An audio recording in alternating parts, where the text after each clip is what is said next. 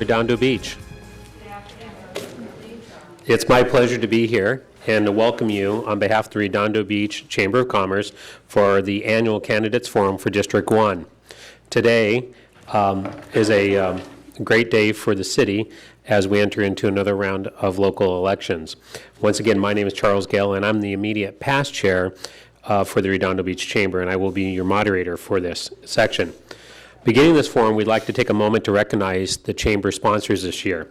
This year, I'd like to announce the 2013 Chairman Circle Partners in this order: Providence Little Company of Mary, Northrop Grumman, AES Generating, Athens Service, the South Bay Galleria, Crown Plaza, Redondo Beach and Marina Hotel, Kaiser Permanente, the Portofino Hotel and Yacht Club, California Water, and Opus Bank. I want to thank all those organizations for helping sponsor the Chamber year in, year out. Today's format, I've already gone over with our candidates, but it'll be kind of straightforward. We're giving them time to do a self-introduction of 2 minutes each. We have a set of 6 questions we're going to read to the candidates. They have 1 minute to answer those questions, and then they'll have a 1 minute closing statement. If there is time, we do have a couple extra questions. Unfortunately, we will not be taking any questions from the audience. We want to encourage the audience to stay later for the afternoon reception and to get to know the candidates one-on-one. So please do not leave early today, or if you do need to leave early, please make sure you come back for the meet and greet candidates reception at 4:30. So we did draw numbers to see who went first, and Kimberly, she won first, but I'm going to start the forum now and begin with Kimberly. So welcome. Are you ready? Yes, thank you. Okay, great. Good afternoon, everyone, and welcome. I'm Kimberly Fine, a home and business owner in Redondo Beach, and I'm running for City Council to serve the community, to rebuild public safety, revitalize local businesses, and fulfill the will of the voters. The public safety record of Redondo Beach was a factor when I bought my home 12 years ago. We were at 115 officers. Today, we are at 84. We are below the national average for a community of our size. I believe restoring public safety numbers will provide the strong foundation we need to revitalize local business, make families feel safe, and attract new business to grow our local commerce. Last year, I fought for a more equitable structure to the sewer tax increase, unfair to single-family homes and those on fixed incomes. In the process, I learned many decisions at City Hall are based on what is easiest, not necessarily what is right or fair. As your councilwoman, you can count on me to do what is right, even if it's not the easiest solution. I will not accept taxpayer-funded fringe benefits. I believe City Council is about serving the community to meet the needs of the individuals and the families that make up our neighborhoods and the businesses that create our economy. As a business owner, I have a track record of success bringing differing opinions to common ground. And as your councilwoman, I will seek solutions that benefit the larger community. I am not tied to one special interest, and I care about our city as a whole. I am running to serve our community, not as a stepping stone for higher office. So if rebuilding public safety, revitalizing local businesses, and honoring the will of voters is important to you, then I would appreciate your vote March 5th. I thank the Chamber for hosting this forum, the committee that made it possible, and for all of you for making the time to attend. Thank you. Hi, my name's Jim Light. Appreciate all you coming out today to listen to this forum. Your choice for councilman is critical. Redondo is at a crossroads in our history where the land use decisions of the next few years will affect our city for generations to come. Will we let a power plant be built in our harbor that will blight the harbor for the next 50 years? What kind of development will we allow in the harbor, the pier, and some of the other properties that are up for redevelopment over the next few years? Will we allow cookie-cutter commercial overdevelopment to destroy our quaint seaside village charm? My vision is to retain our seaside village charm through quality development rather than overdevelopment, and to strike a balance between developer profits and resident quality of life. This is not just a platform for me, a platform of words. I've been fighting for this for the last 10 years, starting back in 2002 with the heart of the city, where we stopped zoning for 3,000 condos right down here in the harbor. I've since served for over a year on the Citizens Growth Management and Traffic Committee, where we set up tough traffic standards for new development in the community. I'm a co-author of Measure DD, which allows all of us in the audience today to vote on major zoning changes in Redondo Beach. And more recently, I'm the co-author of Measure A, which gives us our only chance to stop a power plant from being built that will blight our harbor for the next 50 years. I also have the qualifications to go along with this platform. Education-wise, I have an engineering degree and I earned a master's in business administration. As a former military officer, I have experience administering large public budgets and competing and managing large public contracts. And today, as a business executive, I have experience with setting and executing the budgets and setting the strategic plan that would map the growth of our company. I have demonstrated my commitment to our quality of life in Redondo, and I pledge to you that I will continue this commitment if elected as your councilman. I hope that you will trust and honor me with your vote to be your councilman. Thank you. Hi, my name is Jeff Ginsberg, and I want to thank everybody for coming out and having me today. I'm a small business owner who works and lives in District 1. I have 3 children. I have 2 grandchildren. I'm married to my wife, Melissa, and you might have seen me refereeing soccer games or doing my 5K runs down the bike path. I'm the candidate who will build consensus in the community on the tough issues, bring people together, move our city forward, and get things done. I've been a Public Works Commissioner for over 5 years, so I'm quite familiar with how things work up here, listening to the public and making responsible decisions. I've been on the Riviera Village Business Improvement District Advisory Board, it's a long name, for over 10 years. I've been involved with providing numerous community events, including Summer Festival, Halloween, and of course, our holiday stroll. I've had a lot to do with creating our farmers market, adding the LED cable lighting, identity banners, new bike corral, currently working on a hotel shuttle drop-off pickup location near the kiosk. I went through the 2006 Leadership Redondo program, which is what began my quest towards running for city council now. My goal is to use my skills to help our city work more efficiently without sacrificing services and keep public safety a priority. I want to bring people together on the difficult topics and get things done. I would be honored to have your support and vote on March 5th. Thank you. Good afternoon. My name is Diana Prado, and I'm running for District 1 City Council. I decided to run for City Council because I think that the political atmosphere needs to change.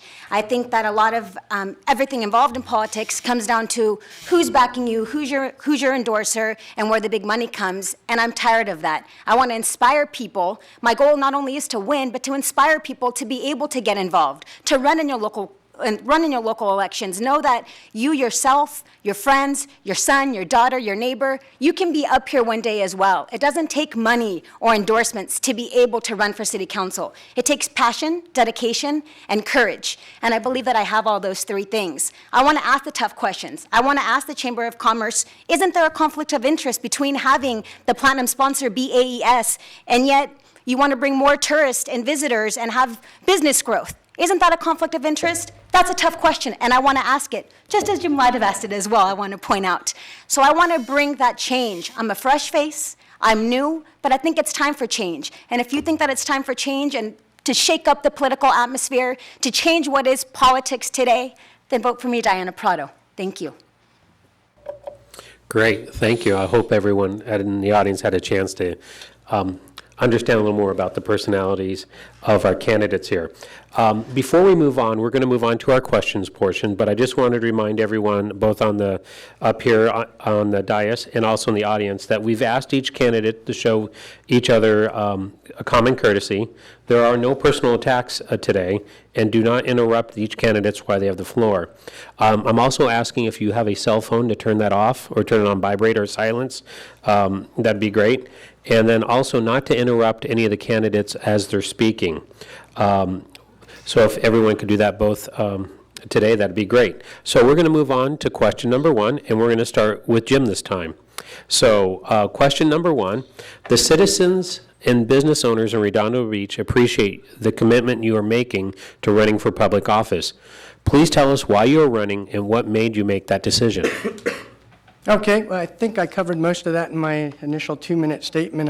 I've been driven by a passion to improve our community. I think we've got a jewel in the rough here, and I think we've gone the wrong way of development of our city through the years, where we've done the easy path of giving up to developers big property areas and then letting them define what's going to be built. I think what City Council should do is set the vision and then do the harder job of attracting the quality development that can retain our small seaside village type atmosphere while still having a thriving business community. And it's that striking that balance between the business side and the residents that has driven me to run for office this time.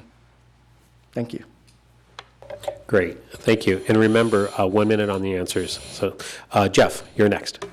Yes. Well, the reason I'm running is because I just love the city of Redondo Beach. I've, over the years, just really, I love the neighbors, the way things work is where we can do a little tweaking. And I think that myself, because I've gotten to know all the different folks within the city, and I know pretty much everyone up here somewhat now, and I can work with people very, very well. I have a unique ability of working when people are on right and left-hand sides, bringing them together and getting things done. And that's, my whole emphasis here is, it seems right now the city is in those positions where it's, no, take this side, no, take that side, back and forth, and I know I can work on that and bring change in the future.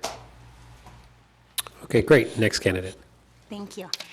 What made me come to running for city council or start getting involved in politics was right after law school. I started becoming more involved in attending protests, researching the issues that candidates were proposing, and realizing that they were making a lot of promises and not really coming to fulfill those promises. And so I was tired of that. I was tired of seeing politicians over and over again pander to the masses, and I just thought, I think it's important to get involved in local politics. I don't want to be that cookie-cutter politician. I don't want to be somebody like that. I want to change things. And so I moved here to Redondo about 3.5 years ago. I love the Redondo Beach community, and I think it was a great opportunity to be able to speak out, if not to speak out and at least get that message heard, get the message heard about the change and the environment of politics. All right, Kim. I'm running for city council because I'm an everyday person who wants to make a difference in her city. I grew up in Orange County, and I saw what can happen when city council doesn't listen to the community. And I don't want to see Redondo Beach become anything other than the gem I know it can be. And I just feel as an everyday person, my voice is not enough. And serving on city council will give me the opportunity to make the difference. Great, thank you very much. All right, we're going to move on to question number 2. We're going to start with Jeff this time. The Riviera Village business owners have voted to tax themselves and form a business improvement district called a BID. Do you support the BID? If yes, why? If no, why? Or why not? And we're going to start with Jeff. Yes, us village people, we did tax ourselves, and the reason was the village for many, many years needed improvements and was crying for some change over there. And so all the business owners got together, and I was involved with all that. And it was actually the first bid, I believe, in the city that was formed, and has allowed us to now, as a community or merchant community, decide how to do things in the village, which is before it was not very well organized. Now we have a very organized bid board, and most merchants get involved with that in one way or another. And it's turned out to be a very good thing for the Riviera Village with all the great events that we have each year. And if you've been down there in the last several years, most of that is as a result of the bid board. And I'm looking forward to many more years of it. Okay, next. Yes, thank you. I'm going to be honest, I don't know much about the bid, but just hearing in regards to the fact that the business owners themselves decided to tax themselves to redevelop that, since that was their decision, I would think that they would be they would be favorable. What crosses my mind is, what about new business owners? What about people coming in that didn't have a voice in that opinion? Does that make a difference to them? And in terms of new business growth, it's very hard for a new business to start up. So that needs to be taken in consideration as well. I would hope that more merchants are involved and that there is some type of mechanism in order to get more people involved so that there isn't an overpowering of a vote and not everyone is heard. Okay, great. Kim? I have to say I agree with you. I don't know much about it, but hearing about it, if it is something that the business owners decided to do, I do applaud them for coming up with a way to generate the revenue that they need to put the village in the direction that they want it to go. I just hope that there is a way for new businesses to have a voice and be heard. Let's see, the questions about the bid, and what I've seen through Riviera Village is an improvement since the bid has started. So in general, I'm supportive of the bid. However, I have heard some business people, as I've been going around dissenting, that they think that there's some politics that aren't necessarily positive in the bid. And frankly, I haven't had the time to hear both sides of that. I do think that those dissenting votes need to be listened to and find out if there's some common ground we can come to try to quell that over. But I think overall, we've seen a positive impact of the bid, and I'd support it in the future, and I think we ought to look at it as a potential model for other areas in the city. In fact, I know that the Southern California Association of Governments has highlighted that area as a model for horizontal mixed use in our area. Thank you. Okay, great. That concludes question 2. Diana, the next one is going to be for you. This is question number 3. A majority of the city revenues come from businesses in the city. As a policymaker, what would you focus on the general business issues in your district and throughout the city to help create a business success and job creation? Going back to small business growth, I think it's really important to be able to encourage small business growth, because in order to have not only encourage small business growth, but make sure that they thrive. And so with that, I think in toying over ideas in my head, to have perhaps like a 5-year plan for small business growth, for small businesses, in order to be able to perhaps not tax them as much in the beginning and make sure that they do thrive. In terms of thriving, we want to make sure that they're able to hire people, because in order to be able for them to bring employment that generates revenue for themselves and then also for the city. So I think that some type of model to be able to assist what is small business growers, be able to thrive is, I think, what I would like to focus on. Thank you. Great. Kim? I believe the small businesses of Redondo Beach are really the greatest source of revenue for Redondo Beach. They have so much opportunity.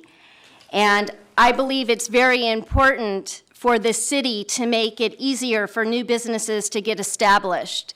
I've spoken to many business owners, and I found that they're quite discouraged by the process of getting established and the number of days that the city can be closed that actually interferes with them being able to move forward. So making people at City Hall more accessible to new business as they're getting established, and putting together some kind of plan, bringing new businesses together and hopefully getting everyone working together. I believe the city has a role in attracting quality businesses and the right kind of businesses that become a route for other businesses to feed off of. And to that extent, I think we should look to the model of El Segundo, which seems to attract a lot of business to it through a lot of its incentives. So I think we should explore incentives for business, the right kind of businesses to start up in our town. I think we should be working to attract a business campus from like an aerospace firm or a movie firm to move to Redondo and give them the incentives to do that. And that becomes a route for other businesses to make money off of. There's 2 other looming issues that I think we need to fight hard, and that is sequestration and the potential move of LA Air Force Base. A lot of business in this area is driven by the aerospace industry, and if LA Air Force Base moved and the sequestration hit, I think we're in for some trouble here in Redondo Beach. Thank you. What attracts small business is customers. You need to have customers, and then the businesses thrive. And that's why my focus has been for years being on the bid board of bringing more people to our area. one of the biggest problems with bringing people to our area has been the cars because of the parking issues, and that is why I am pushing very hard for a shuttle program with all the hotels so that we bring more customers to our area, and then even new, existing businesses and new businesses will do much better as a result of that. Also, I've been involved with the bike corral, which you may have seen down there, and trying to get people more into pedestrian friendly so that people walk to the village or people ride their bikes as opposed to cars that they cannot find places to park. Okay, great. Question number 4, and we're going to start with Kim this time. The city budget is becoming more constrained. How would you focus your spending priorities as a council member? I would like some time to sit with the budget and look it over. As I understand it, there's currently set aside in the budget salaries for up to 90 police officers, which is below the number we have now. And I'm wondering if one of the reasons we don't have more officers is because that money might have been spent elsewhere. As a business person, I know if you start a project and you set aside a certain amount of money for funding and you see that project is getting out of control, I'm the type of person that would say, hey, let's stop, let's revisit, and not throw good money after bad. And I believe, when I look at the budget now, I see places where they've gone over budget, and instead of having the courage to say, wait, we need to do something different, they move forward. Thank you. Jim? Well, obviously, public safety is number one on expenditures. But second, I would, to make more revenue available, I would hold some of our city staff more accountable for their jobs and do less outsourcing than we do today. A lot of money goes to outsourcing, and I feel like we should hold our staff to performing some of those duties that we outsource today. I would also prioritize those activities that foster business growth that would generate more positive cash flow for the city, but I realize there's a lead lag effect to that the investment up front would take a few years to pan out. I think we should be focusing on how we revitalize our business districts so that we can get that revenue up. Thank you. Great. Jeff?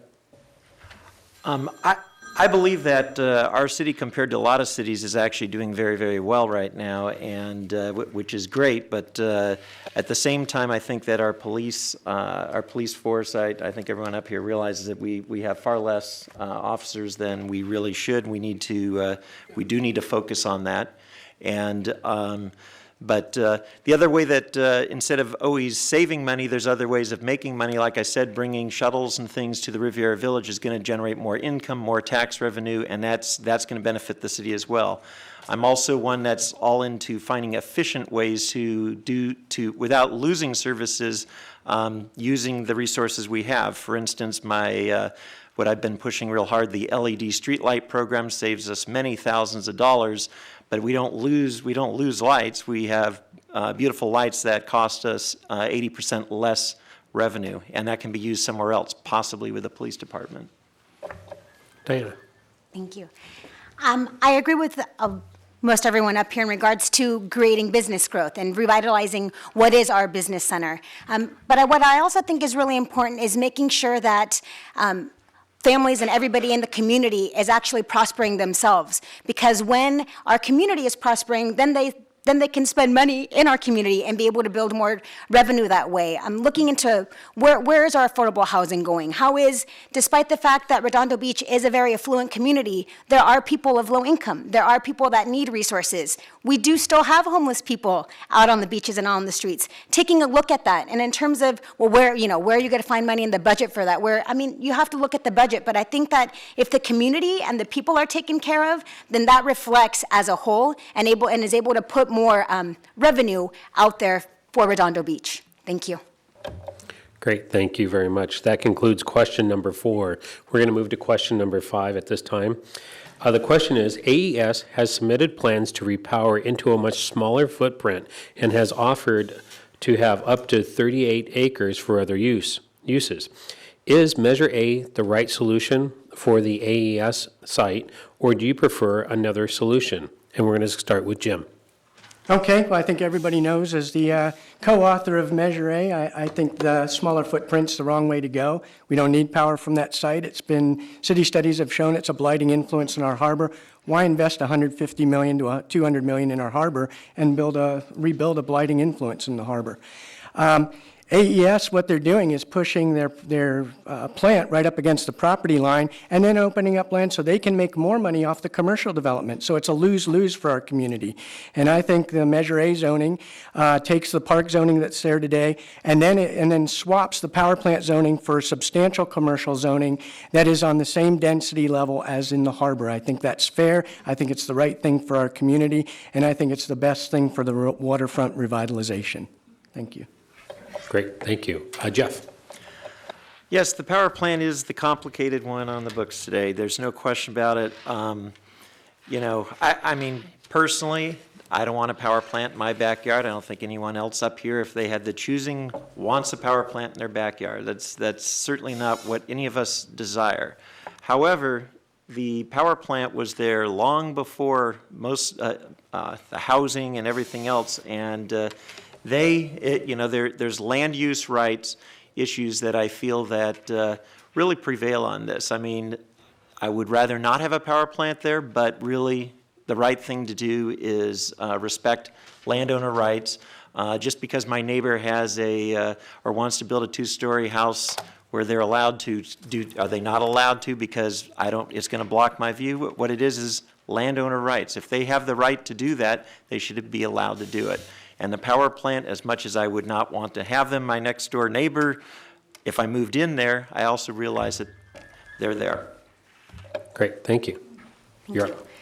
I'm in support of Measure A and think that Jim Light has done a fantastic job in making sure that Measure A got on the ballot and in working really hard for for us not to have a power plant. In regards to the legal issues, I think that there's concerns about it, but everyone's scared of this legal battle that we're going to throw our city into. But I don't think anybody's really taken. I know that Jim Light actually had a forum with attorneys on it, and I'm not quite sure how many of the community members attended, but everyone's really concerned about it. But I have, and I've brought it, and I could bring more copies of it. There's actually a case called Kelo versus the City of New London that allows what is the taking of private property for economic development of a city and for growth of a city. So I think that we need to fight what is the huge corporations. I think everyone's scared of fighting huge corporations, but that's what we're here to do. The power is in the people's hands, and the people have spoken. They've got Measure A on the ballot, so I support Measure A.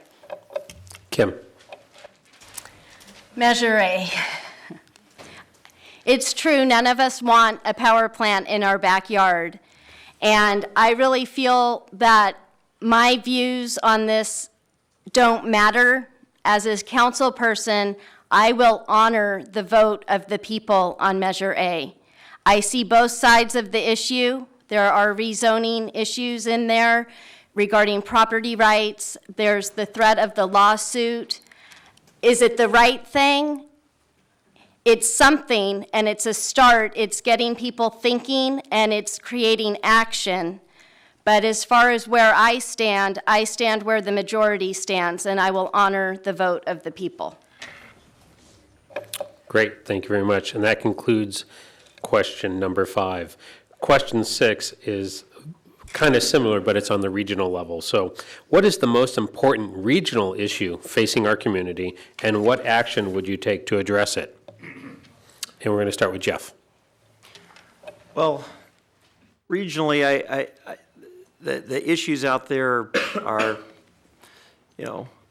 for citywide right now is really probably the public safety thing has that's been a concern of mine just because, obviously we had the issue over at the Galleria recently, and I've heard about all the different things with regards to the difficulty of our force with less officers and things. I think we really need to examine that and turn that around in our community. That's our police and fire and public safety is one of the things that attracts people to our neighborhoods, and one of the reasons people want to live here and want to buy here. And I want everyone to feel safe, and I think we can do that and get back to that again. Great. Diana? Yes. Real quick in regards to public safety, if you look up the crime statistics that are on the Redondo Beach website, crime rate has actually stayed the same between 2010 to 2012. So I don't want to take away the effect of what is police officers and the firefighters, because I commend them for everything that they're doing. I just think that we also need to look at what the statistics are out there in regards to that issue. I'm a civil rights, housing rights attorney. I deal with homeless population all the time. I don't think that we have a huge homeless population here, but I think it's something that we need to look into. And I would encourage all of you on January 30th to take part of the homeless census count that is going on here. If you need information on that, I'm going to have it for you. And I think that another huge issue is the power plant, and we can't hide about it. We can't overlook the fact that that is a huge issue that we need to take into consideration within our city. It affects all of Redondo Beach. I've never had a friend come tell me that they want to come see the power plant in Redondo Beach. Great. Kim? For me, it is definitely public safety. I've earned the endorsement of the police and fire in both Hermosa Beach and Redondo Beach, and I really believe in restoring the numbers of our public safety. It just creates a domino effect. If you don't have a place where people feel safe shopping, they're not going to go and spend, and our economy is going to stagnate. The statistics may not have changed between 2010 and now, but the types of crimes have changed, and they're getting more severe. So it is important to realize that statistics may stay the same, but if you look at what's actually happening, it's getting more dangerous. And I really think public safety is priority number one. Okay, the question was on the biggest regional issue, and I think on the ones that Redondo can affect, AES is the biggest regional issue. It does affect our neighbor, Hermosa Beach, and anybody who owns a boat and uses the marina area or any of the bike path and or any of the amenities in the harbor. So I do think AES is the number one, but I've talked a lot about that. So my second vote is on sequestration and the potential loss of LA Air Force Base. That would have a devastating effect to our region. It would cut jobs. We'd have a lot of people laid off, and that would ripple out to all the businesses that they frequent. It would drive down property values. So I think the city should invest some time and effort into fighting sequestration and fighting to keep LA Air Force Base, as I know we did the last time around. Thank you. Great. Now, that concludes our first 6 questions, and as your moderator here, I think we can go extra innings now. So our first extra credit question of the day. There are some residents that complain about traffic within the city. Do you believe we have a traffic problem in Redondo Beach? If so, what are the problems and how would you address them? And we're going to start with you, Diana. Well, I think if we've all driven down PCH, we'll know that there is a huge amount of traffic on PCH. Now, to be quite honest, I don't know what there is to fix that. It is Pacific Coast Highway. It is the main highway going down all of our beaches. I live off of, now that everyone knows where I'm going to live, I live off of Pearl and PCH. And so I'm at that crosswalk, or the pretend crosswalk, I'm not quite sure, of Pearl, where I don't even think that there is a button, but there's just those flashing lights that nobody abides by. So you just kind of feel like you're jaywalking. So if you want to get your jaywalk in for the day, I guess you can.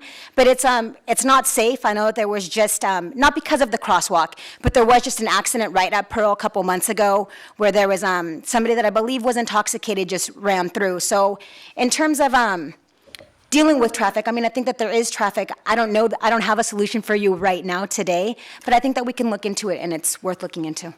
Great, thank you. Kim? Well, I would recommend synchronizing the lights on Pacific Coast Highway. I know that when lights are properly synchronized and people drive the speed limit, then traffic is easily eased. So sometimes the traffic we actually create ourselves by not driving the speed we should be going, but we would want to make sure that the lights are synchronized. And other than that, I really don't know where else to start. Great, thanks. Jim? This is a big topic of mine, one of them that got me into this forum. First off, 83% of Redondo workers commute outside the city, and I think we need to fix that. We need to start bringing jobs back into Redondo so we don't have to commute out of it. And then we put in the right businesses so that people don't have to leave Redondo to get their amenities and the things they want to do day to day, the restaurants they want to go to, movie theaters they want to go through, and et cetera, and that will cut down traffic. Secondly, if we put in the right kind of development, we can control traffic much better. And in fact, that was a major consideration in Measure A. The type of development does determine the amount of traffic that will go in an area. And we picked uses and we incented uses that would cut traffic versus grow it. And then finally, there's simple infrastructure type of things, like right now the bus stops are right on PCH and traffic backs up behind them. If we could get cutouts so that they can pull out of traffic and let traffic flow, we'd have a much cleaner traffic flow in our city. Thank you. Jeff? I feel that in Redondo Beach, getting people more and more knowledgeable on using their, the people that live locally especially and work locally on their bicycles and using the local bus system. Sadly, most of the time when you look at our local buses, they're empty or there might be 2 people on them. And so we've got this large bus going back and forth, but there's no one on it, and yet there's people sitting at traffic lights honking at the guy in front of them. I would like to see that change. I would like to see more bike lanes and incentives for employers to get their employees to ride their bikes or walk or use the bus. And with that, I think that would make a big difference with regards to traffic in our area. Okay, great. Now, this is our last question of the day. So, and Kim, we're going to start with you. What do you see the city council's role in regard to engaging the school board to solve mutual problems? I think it's very important for city council to work with the school board to open up lines of communication and to look at what is needed for our future, to not be short-sighted, and to listen to the school board, because we as city council, we have an idea of what the school board needs, but the school board really knows what they need most. And I think when you put people in positions of authority, they can really only be effective if you give them the power to enforce what they're doing. So listening to them, I would follow their lead. Great, thank you. Jim? This area is a passion of mine. Having had to do recruiting for an aerospace firm for DoD work that requires clearances, it's very hard to get good engineers that have American citizenship. And I think a failing of that is the communities that we're growing up in, and we're not incenting kids to get the right type of education.